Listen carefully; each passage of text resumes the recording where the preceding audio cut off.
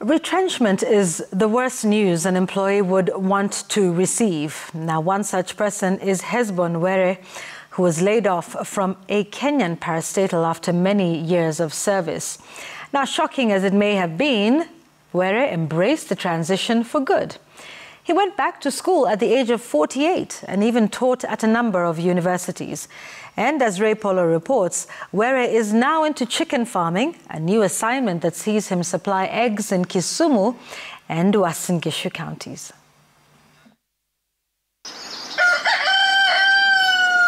It is another new day of duty for 63-year-old Hesbon Were. His peers may be whiling away their time in retirement, but he is not stopping.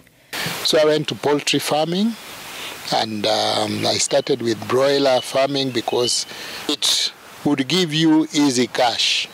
With the passion of a bee, he rises with the sun and picks up his farm tools to tend his gardens tucked away in Kiboswa village, Kisumu County.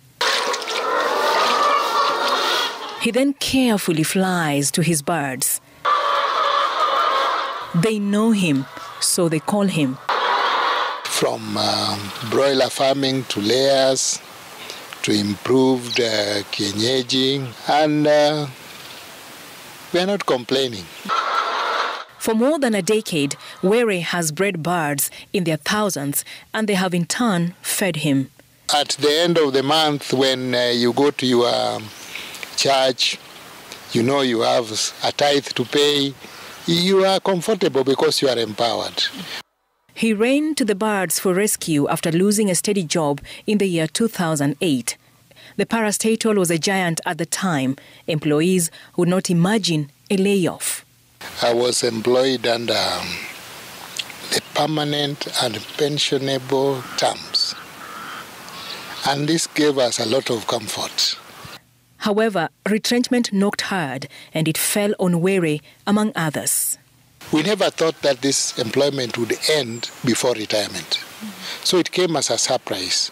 You'll hear of a few cases here and there, somebody committing suicide because the money that he had got after retirement or after retrenchment, he invested somewhere and the money is run out. He's no longer having anything and he has got children in school. Retrenchment presents a tough transition for anyone who has known a steady flow of income. But Hesbon Were embraced the change for good. Instead of giving up, he rose up and enrolled for further studies. And the strongest support system that you require is the family. If the family supports you, then everything else will fall in place. Fueled by strong family support, Were registered for a bachelor's degree program. It was another challenge he embraced with ambition. I had now people who are young enough to be my children, actually, and they would look down upon you and say, hey, what are you doing here? But I would come and then sit at the back of the class and concentrate. They make a lot of noise, but I had to get used to that. I had adjusted well. And somehow I gained respect from them because of my performance. When we do a cut, when we do an exam, I was always among the top. He scored a first class in his Bachelor of Commerce course. That propelled him to enroll for a master's degree program in strategic management. I started the PhD program. I'm still pursuing. And by God's grace, I know I will finish. He says his investment in education has not been in vain. I was surprised that it opened more opportunities for me. So I was teaching in at least 4 universities part-time. Were has expanded chicken farming among other businesses. You get something that occupies you the way the employment was occupying you. He urges young people not to over-rely on employment opportunities that keep flying away. Employment is a time that it will be there and there will be a time to exit. And while you are there, make the most of the opportunity that God has given you there. For example, some employers would give you some loans. There are those internal loans that you can have. Develop a dwelling place. That is very, very, very important, because just imagine yourself, you have retired and you are still going to pay rent. You will not be able.